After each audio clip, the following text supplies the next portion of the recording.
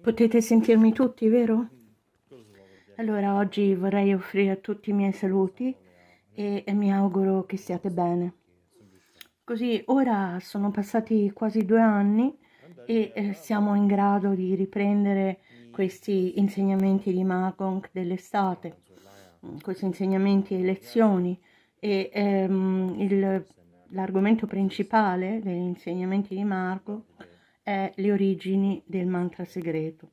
Allora, quando parliamo delle origini del mantra segreto, questo è il nome che noi gli abbiamo dato, ma in realtà ciò di cui stiamo parlando è come la storia completa del buddismo, il veicolo delle fondamenta, il veicolo Mahayana e il veicolo del mantra segreto. Così questo è ciò che ho cercato di insegnare. E così generalmente parlare della storia del buddismo, il buddismo completo, in termini di veicolo delle fondamenta, veicolo Mahayana e il Vajrayana del mantra segreto. È molto importante per noi conoscerlo perché siamo seguaci del buddismo, ci pensiamo come buddisti. Questo è come un'idea, una posizione. E così è molto importante per noi apprendere quali siano le nostre origini. C'è un antico detto tibetano: una persona che non conosce il suo lignaggio è come una scimmia nella foresta. Il proverbio recita: chi non sa la storia della sua famiglia è come un falso drago turchese, uno che non conosce le grandi azioni dei suoi antenati è come un bambino perduto della regione Moon.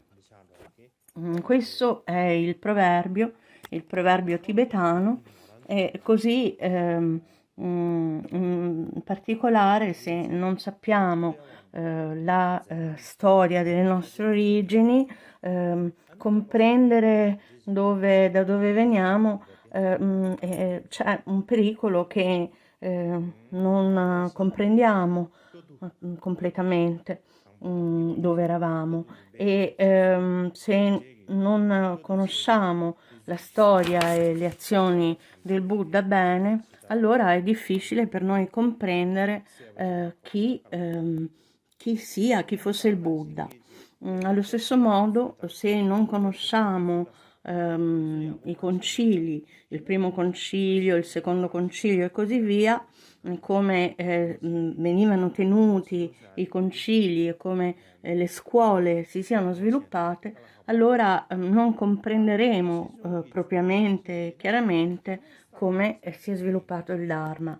Se non comprendiamo come si sono sviluppate le 18 scuole e come si è diffuso il Mahayana, allora sarà difficile per noi distinguere tra il veicolo Mahayana e il veicolo delle fondamenta e non sapremo realmente cosa sia il veicolo delle fondamenta e cosa sia il Mahayana. E se non comprendiamo le origini del Mahayana e il veicolo delle fondamenta, è difficile sapere cosa sia il Vajrayana, ed in particolare poiché c'è una disputa riguardo al fatto se il Vajrayana sia insegnamento del Buddha o meno, al fine di essere in grado di tagliare questi dubbi, attraverso questi dubbi riguardo al fatto se il Vajrayana, il buddismo, riguardo al buddismo Vajrayana, è necessario prima di tutto comprendere chi sia il Buddha, e soltanto allora possiamo veramente comprendere cosa è il Vajrayana e possiamo veramente comprendere se il Vajrayana è o meno insegnamento del Buddha. Allo stesso modo, se non comprendiamo le origini, le fondazioni del veicolo Mahayana, non comprenderemo quali siano le specifiche caratteristiche del Vajrayana. E come è affermato nel Tantra dell'unione del Sole e della Luna, se la storia non viene spiegata in dettaglio, c'è il rischio di non credere a questo grande insegnamento segreto. E così, prima di comprendere il Vajra segreto, dobbiamo avere comprensione della storia. C'è una tradizione del fare questo e se non lo facciamo, se non la conosciamo, se non andiamo alla storia, c'è il pericolo che dubiteremo o non crederemo all'insegnamento del mantra segreto. E così, in modo da non andare in quella direzione, c'è una tradizione dello studio della storia e in particolare ora che siamo entrati nell'era dell'informazione, così molto differente da come era in passato, abbiamo sia informazioni interne che esterne che ci arrivano proprio come una valanga di informazioni. Dobbiamo conoscere quelle che sono le spiegazioni tradizionali e la storia, quello che è la storia tradizionale. Non solo abbiamo bisogno delle spiegazioni tradizionali e della storia tradizionale, ma dobbiamo anche comprendere gli approcci moderni alla storia e ai modi di pensare. Questo semplicemente non c'è altra scelta per noi che saperlo, è indispensabile per noi conoscere questo. Se non conosciamo il modo in cui le cose sono fatte in questi giorni, il modo in cui gli studiosi in questi giorni eseguono, svolgono la ricerca, se li ignoriamo e le consideriamo non importanti, c'è il rischio che saremo etichettati come retrogradi e chiusi di mente. Questo è un pericolo che appunto questa etichetta ci venga appiccicata addosso in questo modo. Per cui in generale oggi nella società tibetana c'è un sacco di gente che è in favore di nuove idee, di nuovi punti di vista e che dà il benvenuto, accoglie volentieri nuovi pensieri. Ci sono sempre più persone che fanno questo e da una certa prospettiva, questo è un segno positivo e mostra che ci stiamo dirigendo, ci stiamo muovendo in una direzione di progresso. Così credo che sia un bene, ma molti di queste persone con modi moderni di pensare, con punti di vista moderni, molte di loro sembrano avere opinioni molto molto forti, ricordi molto forti, hanno sì le loro opinioni, ma pochi sembrano in realtà veramente impegnati nella ricerca e così nella discussione della imparzialità di un approccio basato sull'evidenza e la e sulla ricerca meticolosa e la discussione che i moderni ricercatori hanno. Questa è la sensazione che ho a volte, in particolare noi tibetani e la nostra cultura, la nostra etnicità e lingua si trovano di fronte a serie pressioni, sia dall'interno che dall'esterno. Siamo sotto quella pressione, abbiamo bisogno di tenere cara e preservare la nostra cultura tradizionale e lingua in un modo diverso, che è speciale e unico. Dovremmo pensare alla lingua e alla cultura tradizionale come immondizia, come retrograde e inutili. Se distruggiamo la nostra stessa cultura, il tipo di azione sarebbe come cancellare il nostro stesso popolo e la nostra etnicità da questo pianeta. E quindi non vedo quel modo d'agire come positivo, non solo non ci apporta il minimo bene, ma credo ci sia una lista di persone che hanno portato una diminuzione degli insegnamenti, hanno distrutto gli insegnamenti e c'è il rischio che noi si possa finire in quella lista, il pericolo di essere visti come traditori. E da questa prospettiva credo che dobbiamo considerare i metodi tradizionali e cultura e lingua importanti, dobbiamo sostenerli, dobbiamo considerarli significativi e dobbiamo considerarli preziosi in modo diverso da quanto non abbiamo fatto prima. Quindi questo è il momento storico a cui siamo giunti ora.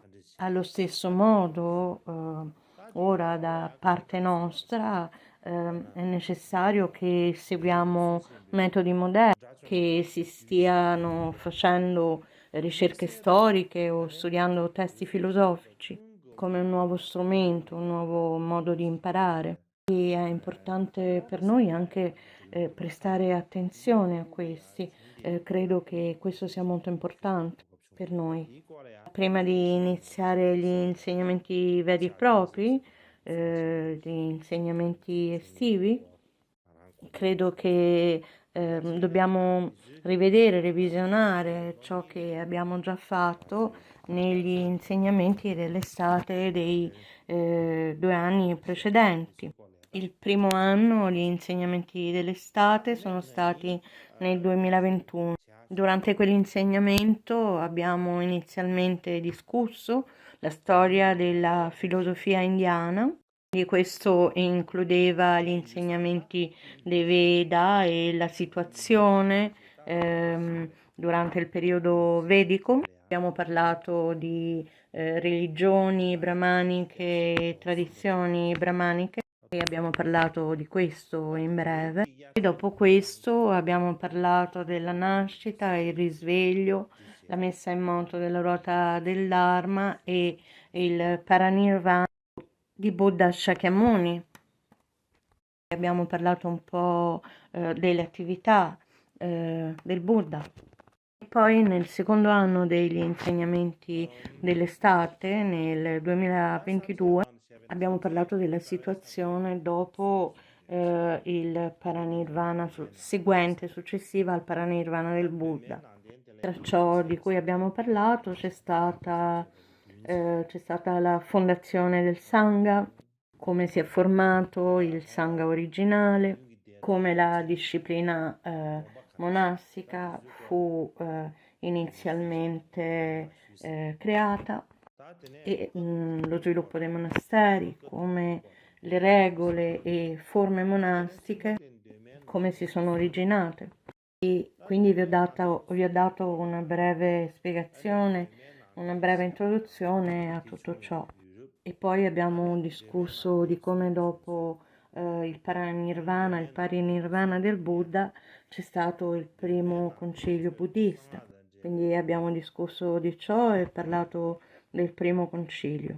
E questo includeva come il grande Mahakashapya abbia radunato 500 arahat per il concilio. Poi abbiamo parlato di alcune di queste storie riguardanti i problemi, le difficoltà, potremmo dire, ma in ogni caso di alcuni incidenti di cui abbiamo parlato. Molte persone sono rimaste colpite, hanno avuto una grande impressione positiva da questa parte degli insegnamenti, così ho udito. In ogni caso questi sono gli argomenti che abbiamo coperto nei primi 2 anni degli insegnamenti dell'estate.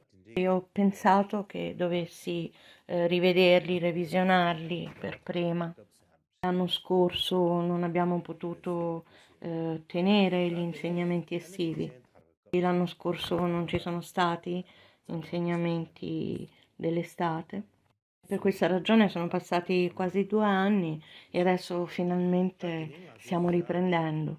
Abbiamo questa opportunità di tenere il terzo anno degli insegnamenti dell'estate. Quindi per avere il primo buddismo. E nel primo buddismo ci sono 7 diversi argomenti secondari. Il primo di questi è il Sangha, il Vinaya e la formazione dei monasteri e abbiamo già trattato questi argomenti.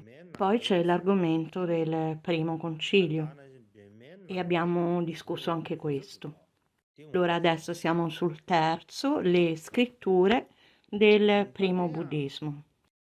Ora, all'interno di questo argomento, le scritture del primo buddismo, c'è il buddismo e le sue date, c'è il primo buddismo e le sue date, c'è lo sviluppo c'è lo sviluppo delle scritture del primo buddismo in termini di sutra e vinaya, la lingua dei concili, e poi anche nel terzo ci sono punti nel buddismo degli inizi, nel primo buddismo, che sono collegati al mantra segreto. Quindi questi sono gli argomenti secondari di ciò. E quindi questi sono, abbiamo detto, gli argomenti secondari di ciò. Il quarto dei 7 argomenti è il buddismo dopo il parinirvana. Il quinto è il secondo concilio e la divisione nelle diverse scuole. Il sesto è il buddismo ai tempi di Ashoka e il terzo concilio. Il settimo, se abbiamo tempo, è discutere le date del parinirvana. Quindi questi sono gli argomenti secondari del primo argomento principale e il secondo argomento principale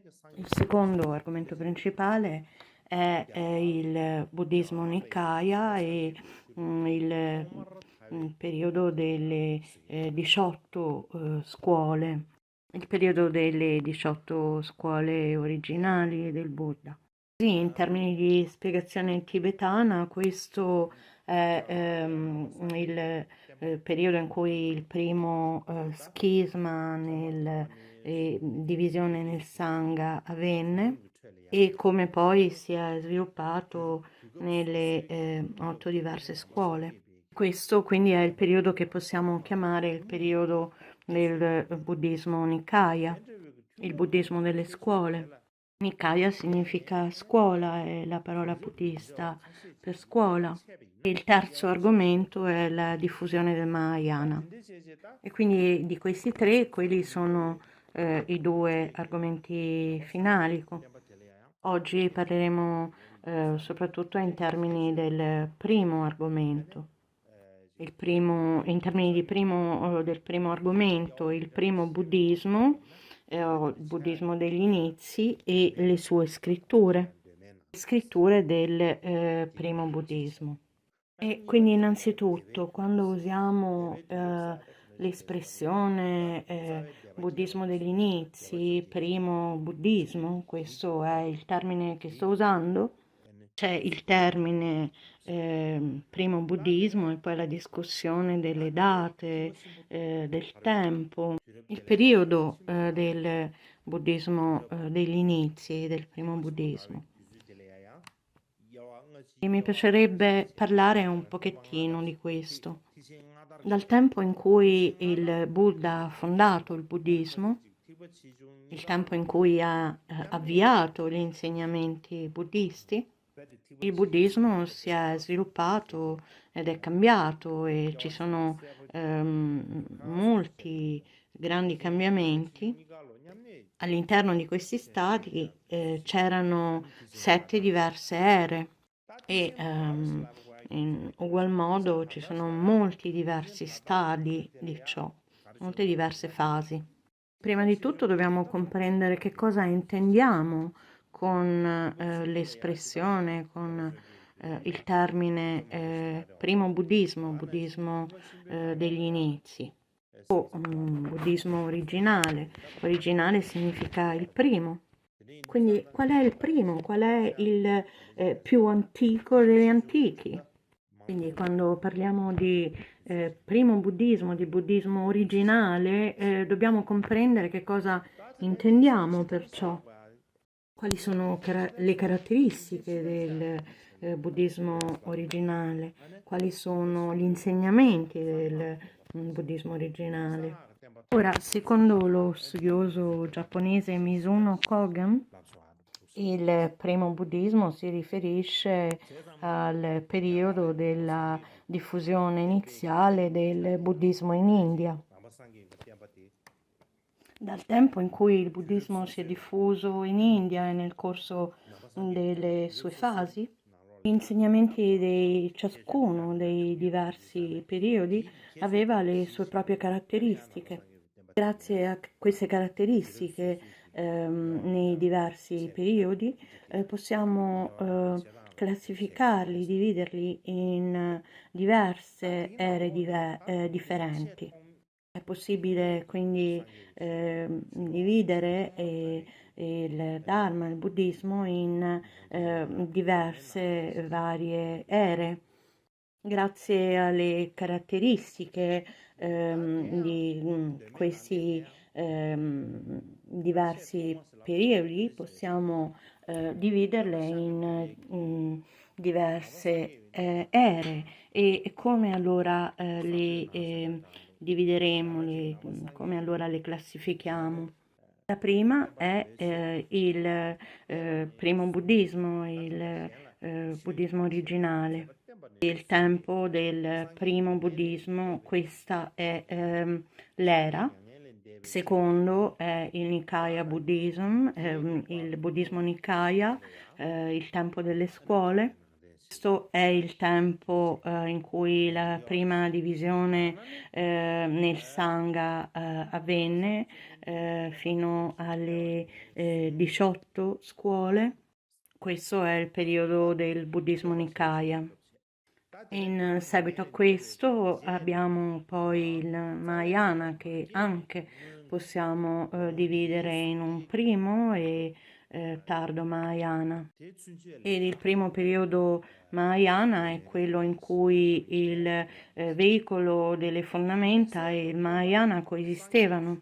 In questo periodo il veicolo delle fondamenta e il Mahayana non si erano completamente separati e coesistevano l'uno con l'altro. C'è un successivo Mahayana. Il successivo periodo Mahayana è il periodo in cui molte diverse scuole Mahayana, quindi c'erano molte diverse scuole Mahayana e nel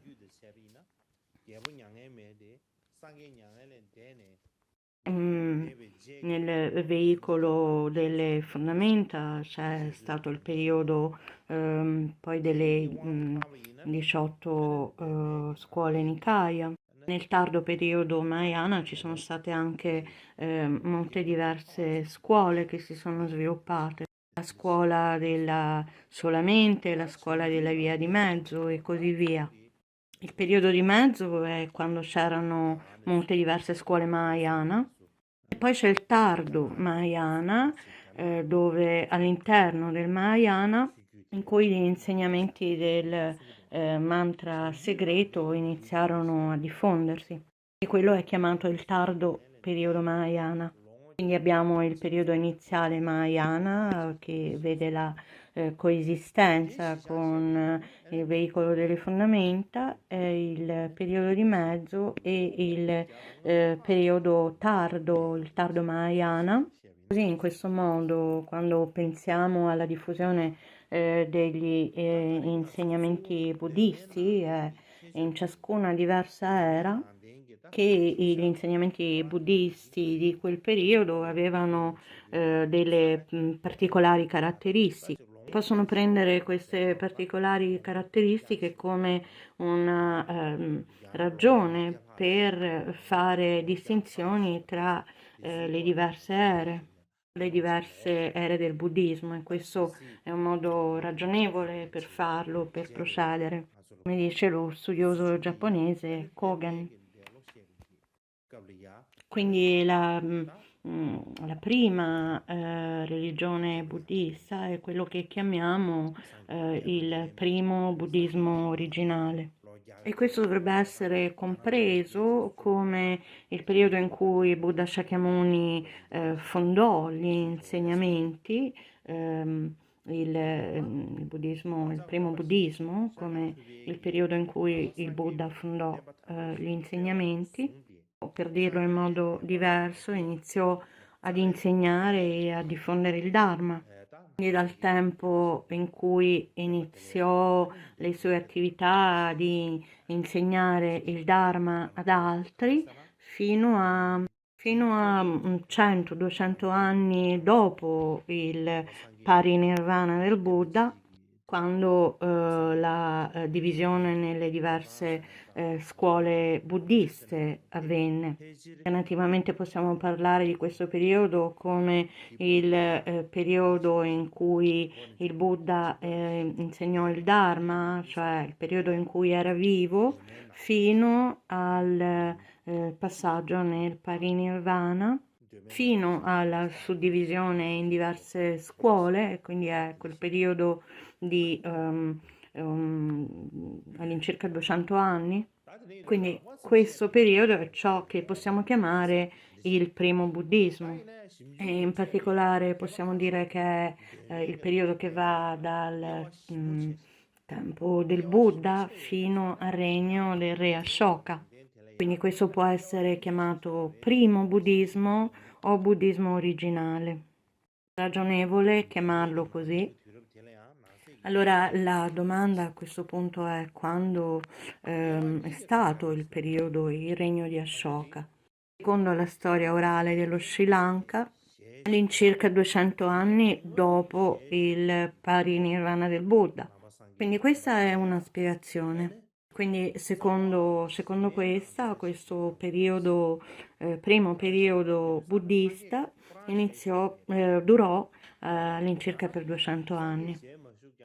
Ora, secondo invece la tradizione buddista settentrionale, e questo significa principalmente quando le tradizioni e il Buddha vennero tradotti dal sanscrito al cinese, questa è quella che chiamiamo la tradizione buddista settentrionale. Quindi secondo la storia di queste tradizioni buddiste settentrionali, il re Ashoka nacque all'incirca 100 anni dopo il Buddha, dopo il parinirvana del Buddha. Se prendiamo questa come base, allora il periodo del primo buddismo è durato qualcosa come più di 150 anni. Quindi questo è un altro modo in cui possiamo spiegarlo. E a questo punto, mentre parliamo di quali fossero le caratteristiche del primo buddismo, quale è la sua natura, a che cosa sia orientato, Questo è ciò di cui stiamo parlando, per quanto riguarda quanti anni sia durato, se sia durato più di 250 anni o più di 100 anni. Per il momento non abbiamo bisogno di parlare di questo.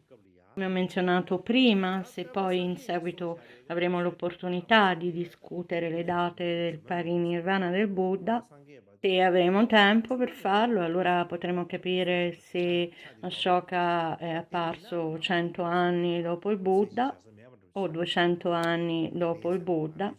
Allora possiamo discutere questa faccenda in dettaglio.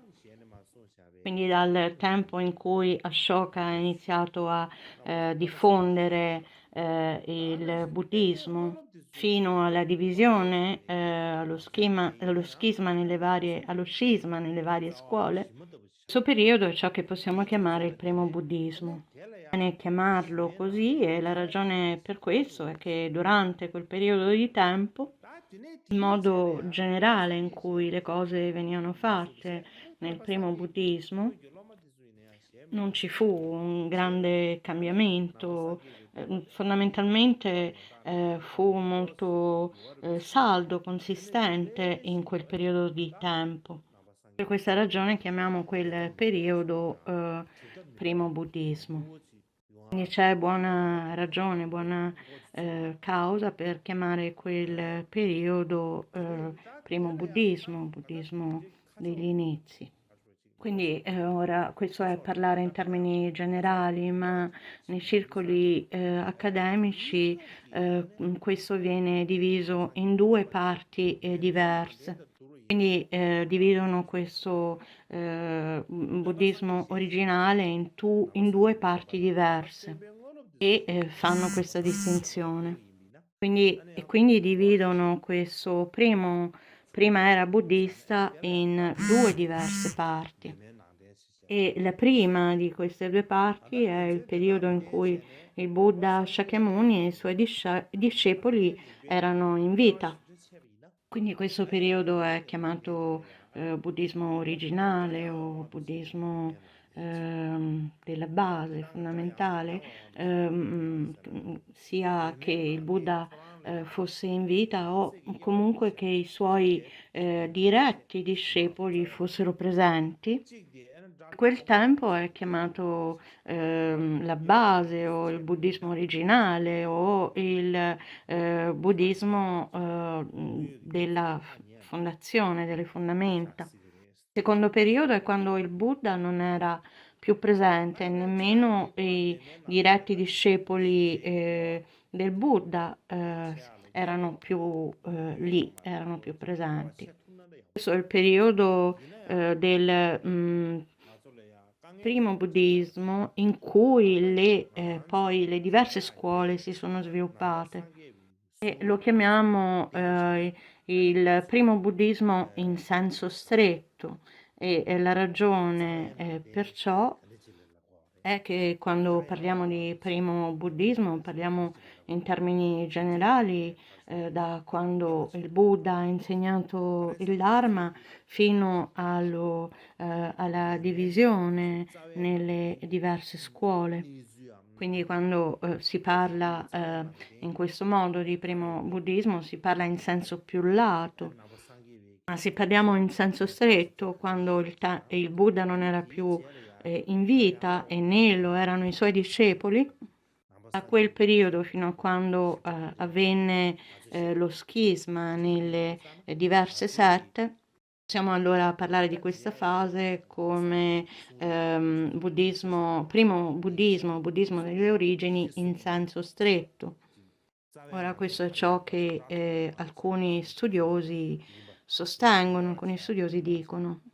E la ragione per cui lo si descrive in questo modo è che durante il tempo in cui il Buddha Shakyamuni e i suoi diretti discepoli erano vivi, il buddismo era veramente senza macchia, immacolato.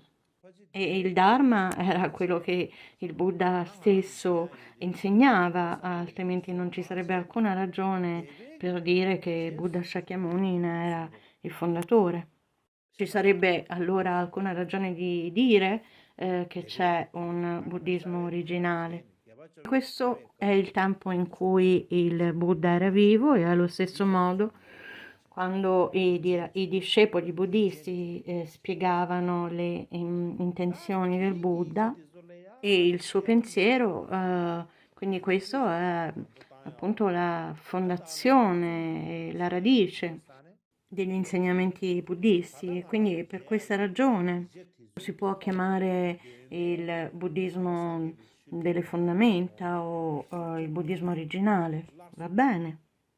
Successivamente, quando il Buddha non era più in vita e i suoi discepoli diretti non erano più in vita, dopo di ciò la comprensione del buddismo cambiò gradualmente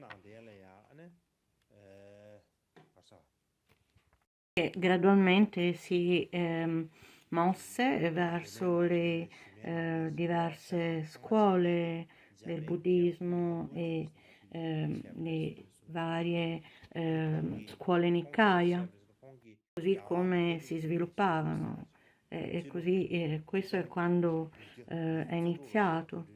Quindi ci si è mossi in quella direzione, si è iniziato ad andare in una direzione leggermente diversa. Quindi se si compara il buddismo di questo periodo con il buddismo dei tempi del Buddha e dei suoi diretti discepoli, c'erano già stati diversi cambiamenti e quindi questo è ciò che chiamiamo il primo buddismo in senso stretto. In ogni caso, per questa ragione, se all'interno degli studi buddisti facciamo una attenta distinzione, quindi possiamo parlare del primo buddismo in senso più ampio, in senso più generale, cioè fondamentalmente il primo buddismo può essere diviso in due diversi stadi. Il primo è il buddismo originale o il buddismo della fondazione, delle fondamenta. Il secondo è il primo buddismo in senso stretto.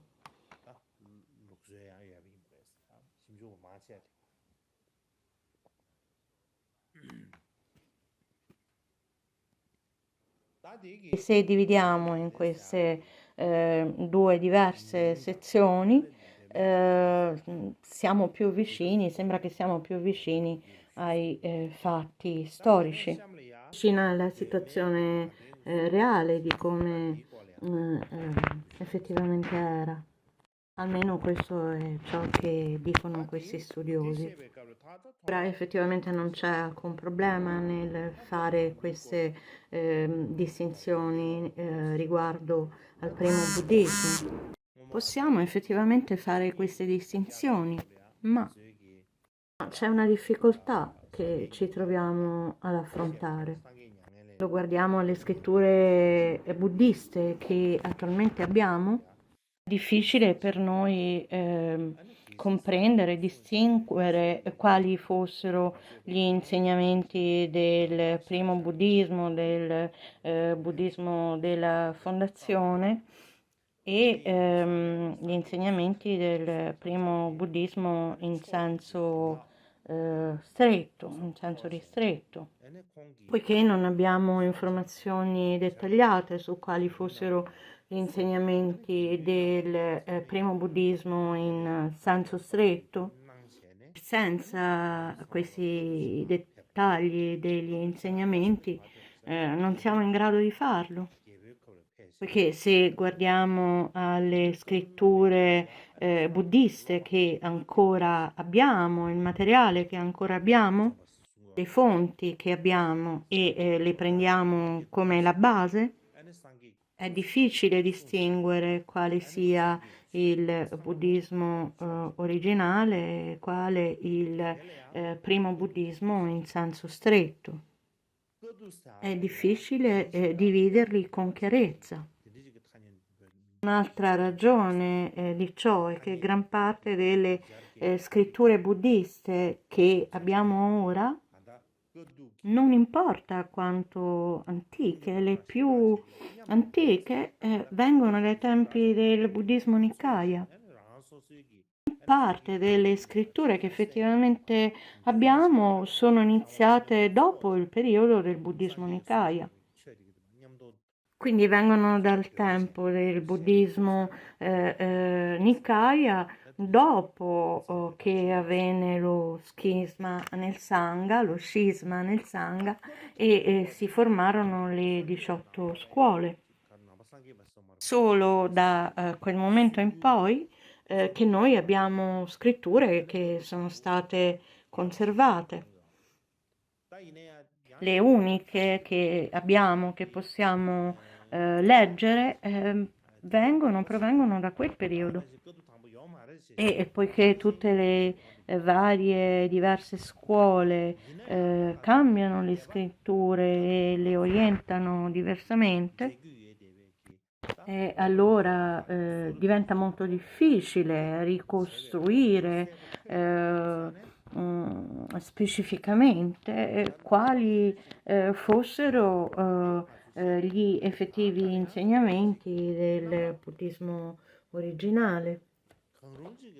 Quindi quando parliamo di primo buddismo, buddismo originale, buddismo fondamentale, è probabilmente descritto al meglio dal studioso il dottor Akojo Ui.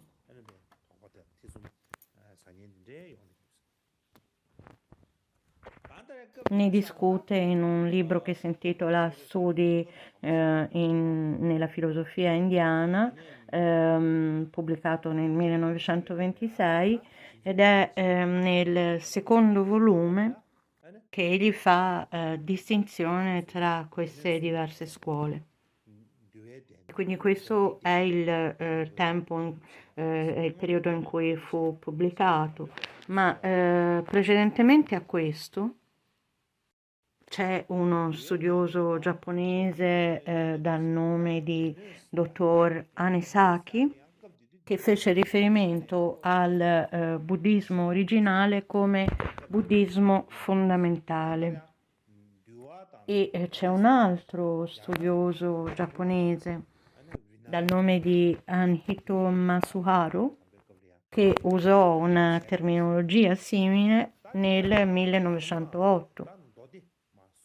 La maggior parte degli altri studiosi semplicemente lo chiama buddismo originale o veicolo delle fondamenta.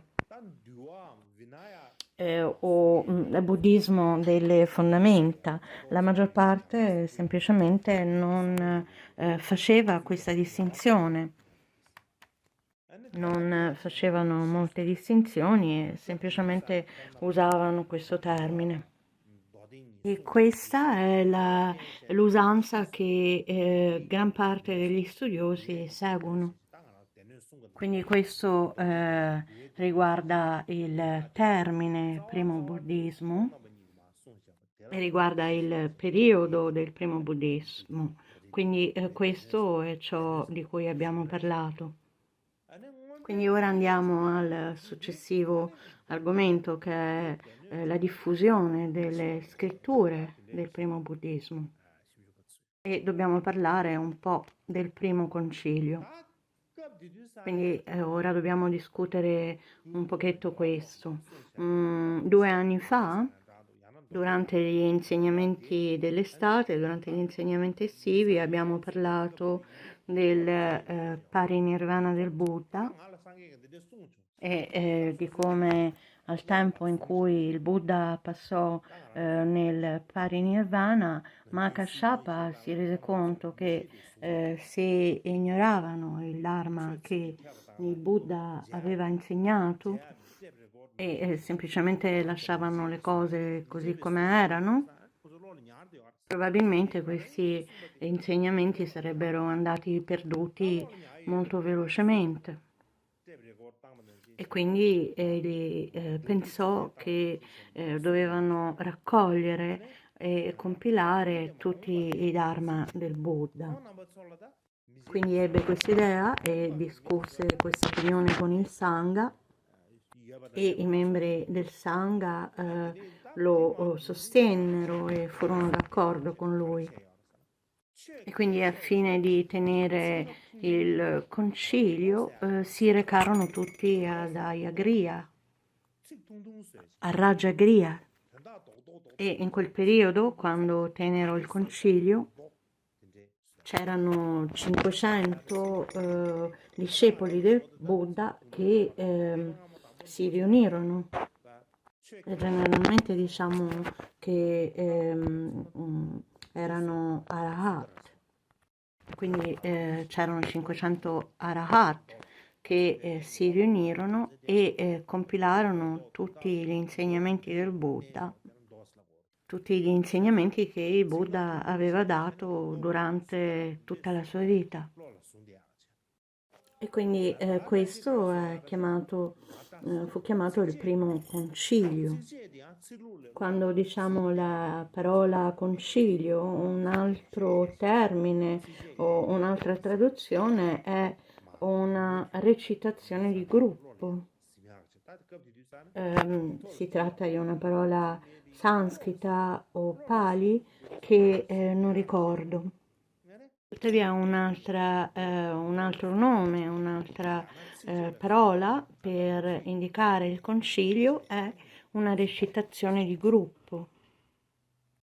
In 500 si riunirono e tutti recitarono il Dharma che il Buddha aveva insegnato e lo recitarono tutti insieme.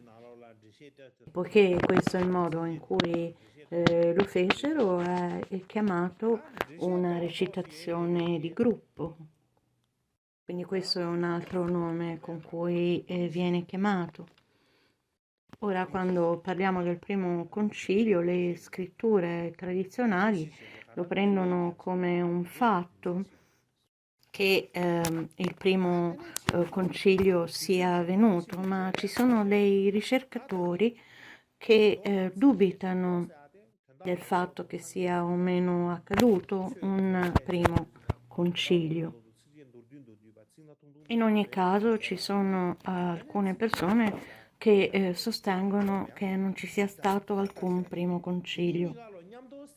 Ma quando guardiamo alle esistenti scritture delle diverse scuole, ci sono descrizioni chiare del primo concilio. In qualsiasi modo il primo concilio si sia tenuto, non possiamo veramente dire questo, ma in ogni caso, in qualsivoglia forma ci fu un concilio in cui il Dharma degli insegnamenti del Buddha fu compilato in una singola raccolta. E quindi possiamo dire che c'è una raccolta, una compilazione del Dharma. La maggior parte dei ricercatori accettano ciò, ma ce ne sono alcuni che dubitano che ci sia stato un primo concilio, che probabilmente c'è stato, ma comunque ci sono alcune di queste persone. In ogni caso, durante il tempo del primo concilio, gran parte dei ricercatori dice che durante il primo concilio abbiamo i tre Pitakas, i tre canestri. Il Pitaka, il canestro del Vinaya, il Pitaka dei Sutra, il canestro dei Sutra e il canestro dell'Abhidharma. Ci sono molti ricercatori studiosi che sostengono che l'Abhidhamma Pitaka non fu compilato in quel periodo, che dicessero Pitaka o canestro a quel tempo c'è una differenza. Ci sono delle persone che sostengono che possono non aver usato la parola Pitaka in quel periodo. In caso ci sono i sutra e il Vinaya, o potete chiamarli il Dharma e il Vinaya. E questi sono stati compilati nel periodo del primo concilio. Quando parliamo dei Dhamma o dei Sutra, il primo che li ha recitati è stato principalmente l'attendente del Buddha, Ananda. Non fu lui soltanto, ma principalmente lui. Ora, le regole monastiche o il Vinaya furono principalmente recitate dalla persona che ne aveva la massima comprensione del Vinaya, il venerabile Upali. E sulla base di questo, a quel tempo recitarono i Sutta e Vinaya, quindi questo sviluppò successivamente Sutta Pitaka e Vinaya Pitaka. Quindi la base di ciò del Sutta Pitaka e del Vinaya Pitaka di cui parliamo oggi è la recitazione che questi due fecero a quel tempo. Questo è ciò su cui sono basati. Il basket dell'Abhidhamma, l'Abhidhamma Pitaka, si formò e fu compilato molto tempo dopo rispetto a quei due. Ora, a quel tempo il Dharma e il Vinaya recitati da Ananda e Upali,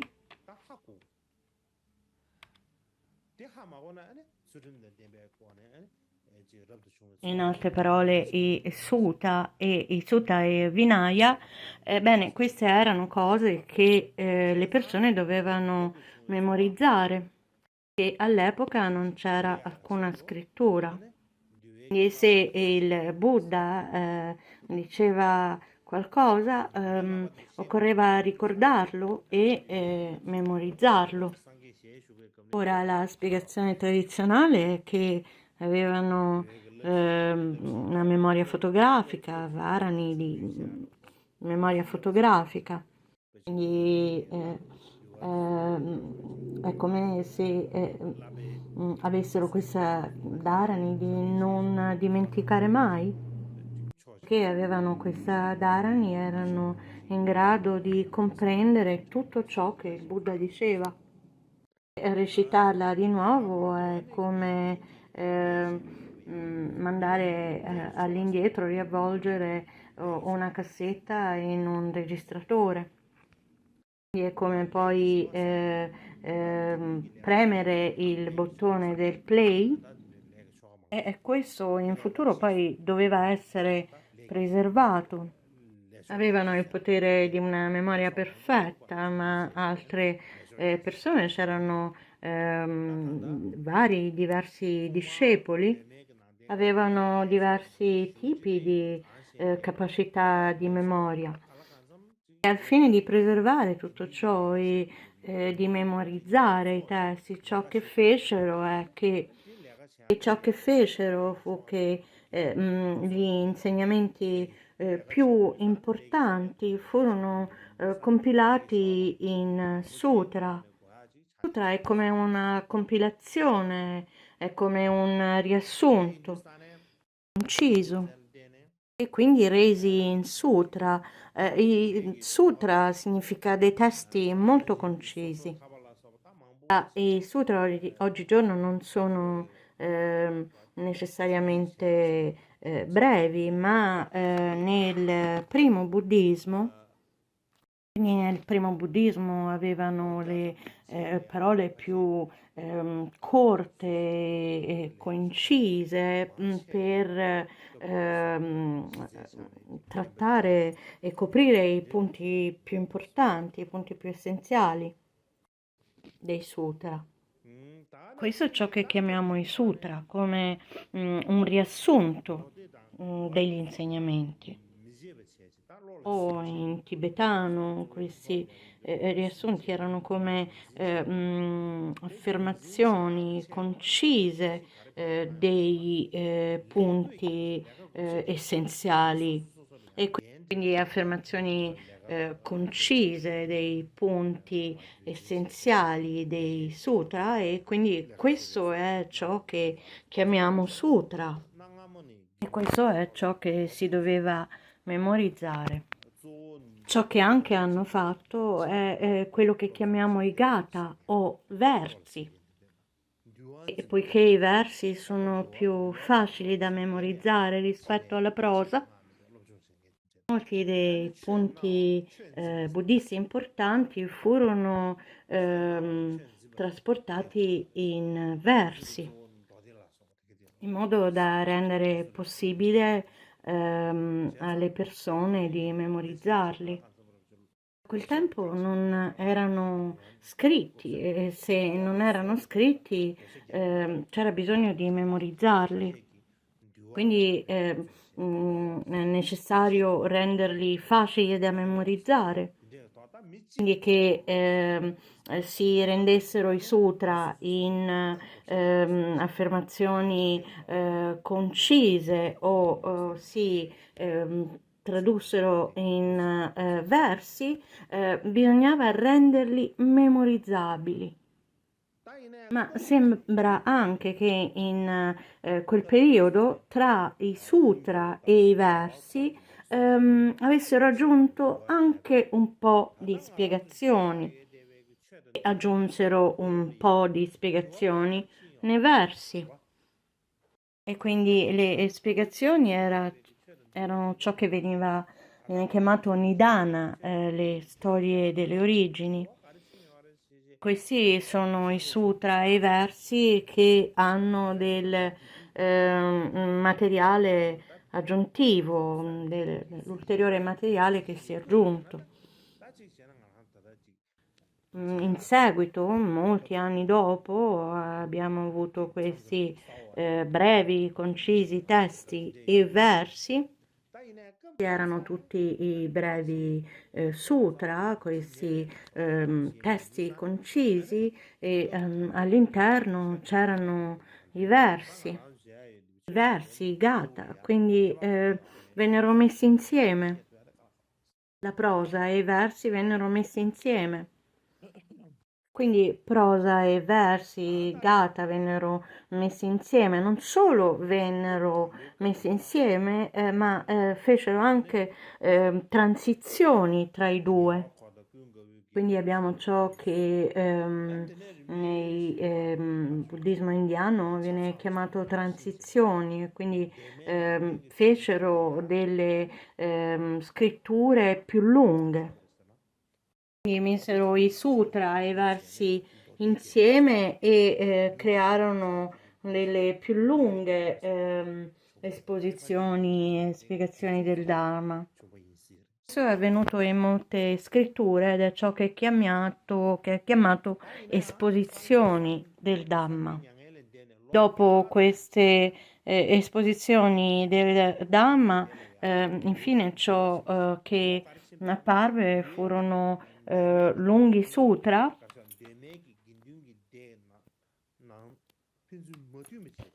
molti dei sutra che abbiamo hanno versi, hanno prosa, quindi molti dei sutra sono molto molto lunghi, hanno molte parole e testi molto lunghi.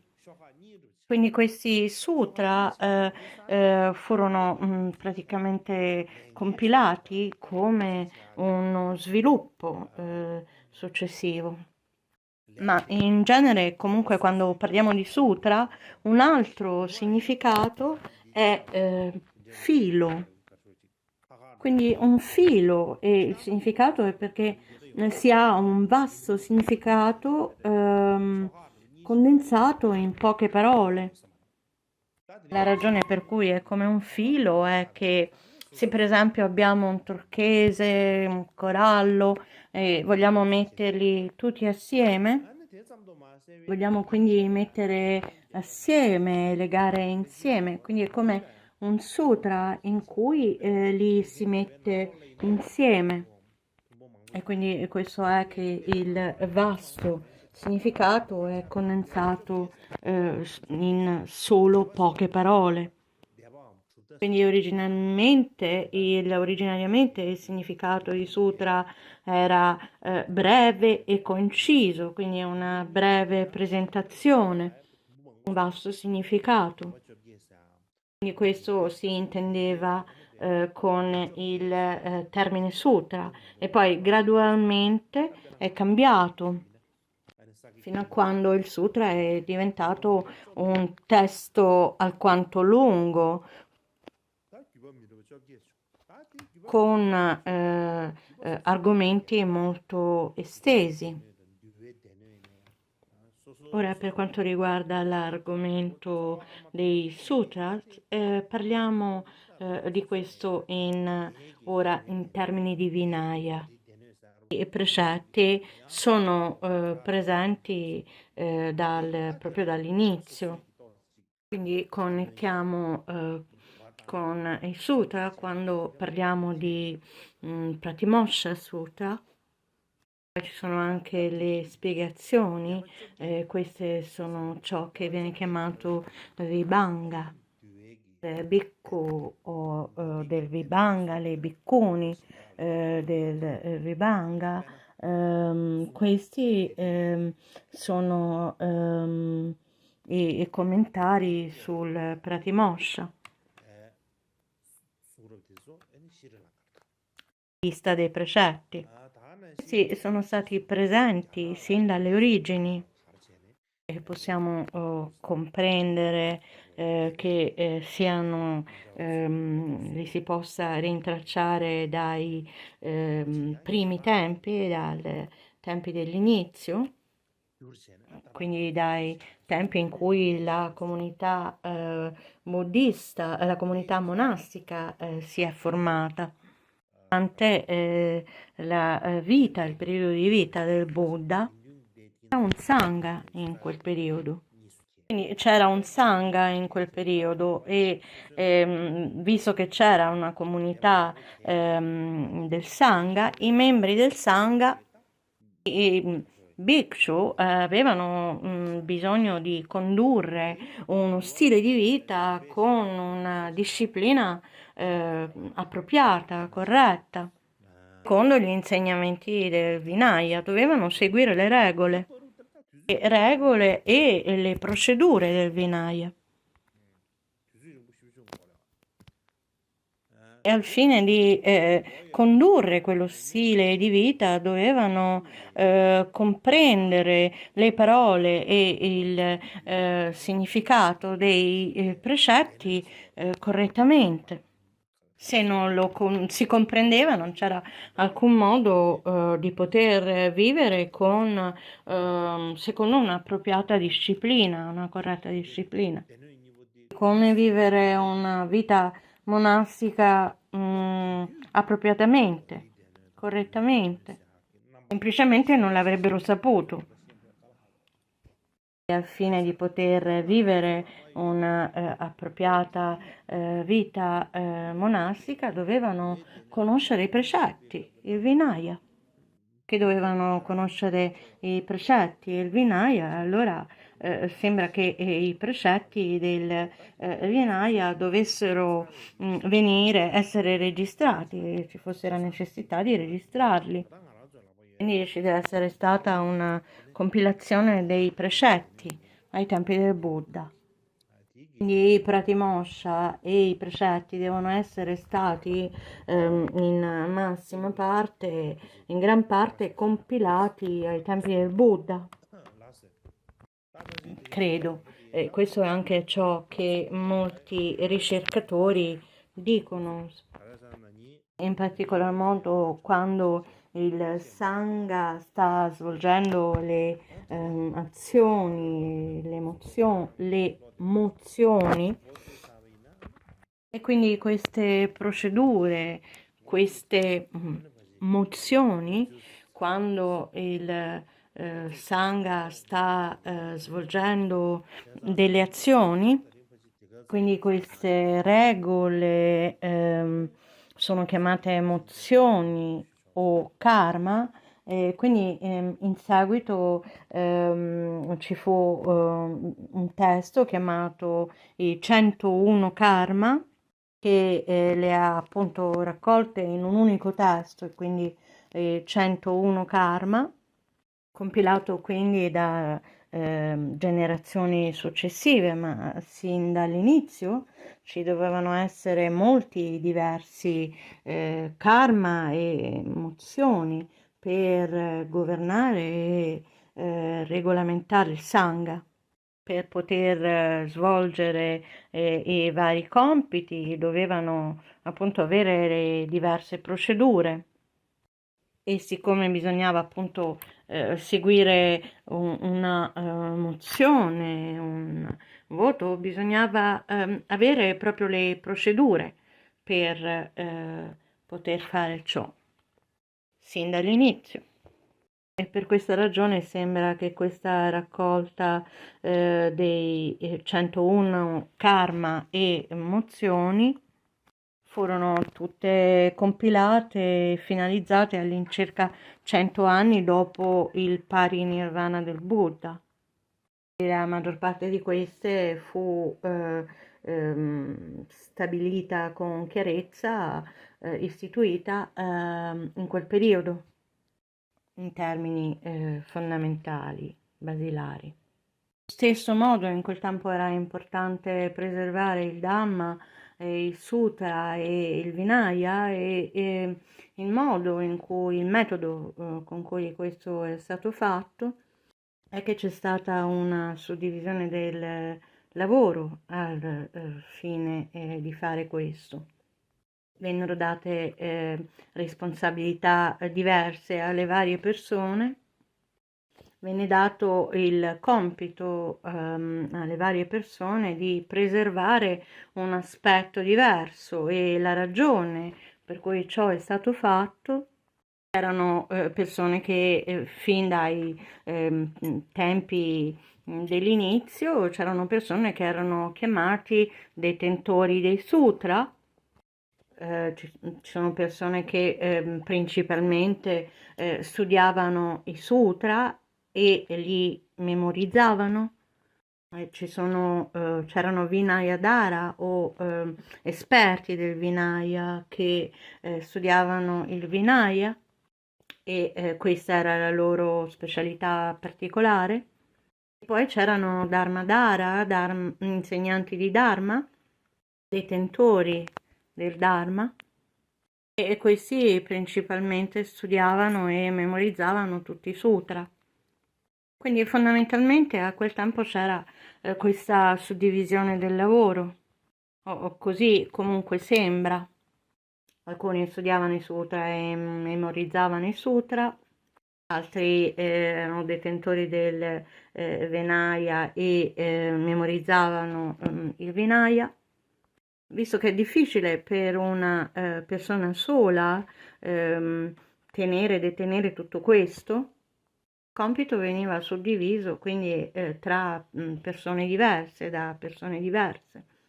Così in questo modo hanno preservato il Dharma e il Vinaya. È molto difficile tracciare gli sviluppi e i cambiamenti che sono avvenuti tra il Dharma e il Vinaya, nel Dharma e il Vinaya, ai tempi del primo concilio, e il Sutta Pitaka e il Vinaya Pitaka dei giorni nostri.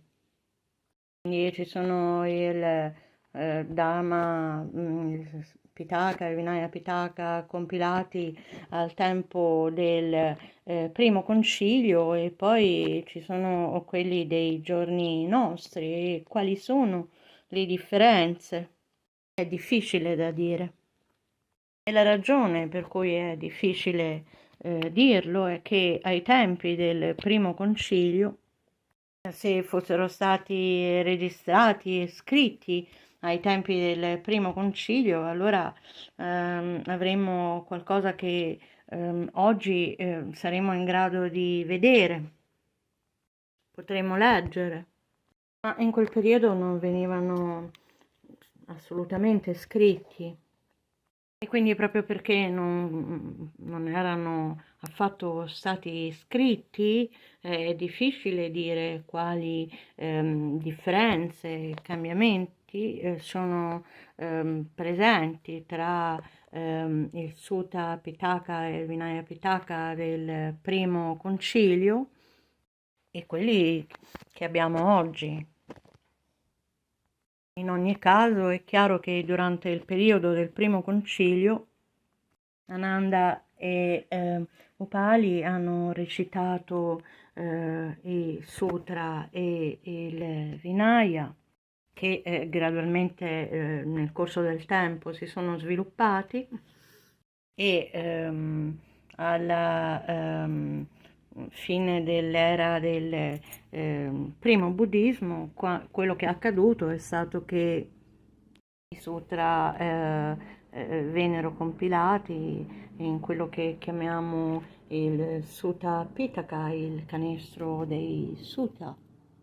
Il Vinaya è stato compilato in quello che chiamiamo il Vinaya Pitaka o il canestro Vinaya. Quindi possiamo dire che in qualche modo questo è il risultato del periodo del buddismo originale. Comunque, all'incirca un centinaio di anni dopo il parinirvana del Buddha, l'origine gruppo, commissione del Sangha, e c'è un cambiamento nel primo buddismo. Quello che accade è che la comunità del Sangha originale si trovò in disaccordo rispetto ad alcuni di questi aspetti e quindi si divise nella scuola Mahasamgika e la scuola Staviravada. La comunità di Sangha, del Sangha si divise in due scuole diverse. A causa di questo, la trasmissione degli insegnamenti, la responsabilità della trasmissione degli insegnamenti, il compito di questa trasmissione, anche questo si spostò a ciascuno di questi due lati delle due scuole, a ciascuna di queste due scuole. In passato non c'erano queste differenze, è chiaro che c'erano diverse comunità di Sangha in diverse regioni, non c'erano disaccordi in cui appunto si erano divise in due scuole diverse, ma successivamente si dividero in due lati diversi. Quindi ciascuno di questi gruppi, ciascuno di questi lati voleva preservare gli insegnamenti. Non solo questo, ma entrambe le scuole, sia la scuola Staviravada che quella Mahasangika, sperimentò molte divisioni poi interne ed individuali. Per esempio all'interno della scuola Mahasangika sono molte diverse sottoscuole. Così all'interno di quella della scuola Staviravada si vennero a creare molte sottoscuole. Alla fine c'erano 18 scuole differenti. In queste scuole c'erano diverse filosofie. In ogni caso, originariamente c'era una singola comunità di Sangha. Quella si divise in due. Poi all'interno di quella si crearono molte ulteriori suddivisioni di sottoscuole e da queste si sono poi sviluppate le 18 scuole dal veicolo fondamentale. E le diverse scuole, come appunto si potrebbe dire, parlare di Sakya, Gelug, Kagyu, Nima. Ciascuna di queste scuole aveva il proprio Sutta Pitaka e Vinaya Pitaka Originariamente la madre era una e poi si è divisa in molte parti, quindi si divisero in molte differenze, sostenendo questo è il nostro Vinaya, questi sono i nostri sutra. Quindi ciascuna scuola ha cambiato un po', ha aggiunto un po', e probabilmente hanno aggiunto abbastanza, hanno aggiunto un bel po'. Quindi questo è un periodo in cui 18 scuole svilupparono il proprio Sutra Pitaka, Vinaya Pitaka, che poi si diffusero ad altri paesi. Per esempio c'era un periodo in cui queste scritture si diffusero in Sri Lanka, successivamente si diffusero in Cina. E a quel tempo le scritture delle varie scuole, i Sutta Pitaka e Vinaya Pitaka, molti di loro furono tradotti in cinese. E quindi questo si è sviluppato nei testi che abbiamo disponibili ora. Quindi originariamente si aveva la comunità del Sangha originario, che poi si è divisa in due, si divisero e ciascuna di loro ebbe delle interne, ulteriori interne suddivisioni. E all'interno di queste molte suddivisioni interne, ciascuna delle scuole aveva il proprio Vinaya e i propri sutra. Poi questi Vinaya e Sutra si diffusero anche si diffusero in paesi come lo Sri Lanka ed anche successivamente in Cina. Quindi questo è un periodo di tempo molto lungo durante il quale è avvenuto questo processo. Ci è voluto molto tempo.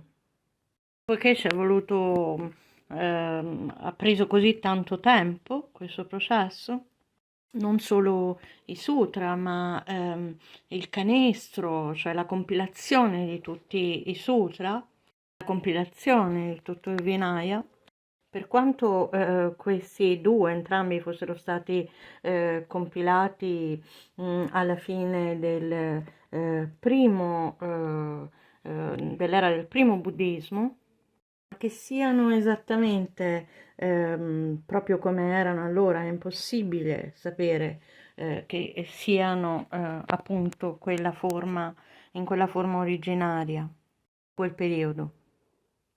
Cioè i Sutra e il Vinaya non rimasero statici, ma ci sono molti e diversi cambiamenti. Quindi non sono rimasti statici da quel tempo e tutto ciò che possiamo dire ora, quindi ciò che possiamo dire è solo tutto ciò che c'è dopo che tutti questi cambiamenti sono accaduti. Ciò che dobbiamo dire sono solo cose che sono accadute dopo questi cambiamenti. Quindi ciò che avevamo a quel tempo e Sutta e Vinaya Pitaka che abbiamo ora sono molto diversi da il Sutta e Vinaya Pitaka originali. Quindi probabilmente ci sono grandi differenze tra questi. Quindi abbiamo iniziato, poiché l'anno scorso sono stato molto occupato, così come Sua Santità ha già menzionato prima, quindi ora semplicemente sento sollievo di essere stato in grado di iniziare, di aver potuto iniziare. Come si dice, una volta che si è iniziato è come aver già fatto il 50%. Appena si inizia qualcosa, questa semplicemente gradualmente continua, procede. Penso che sia bene lasciare concludere qui oggi.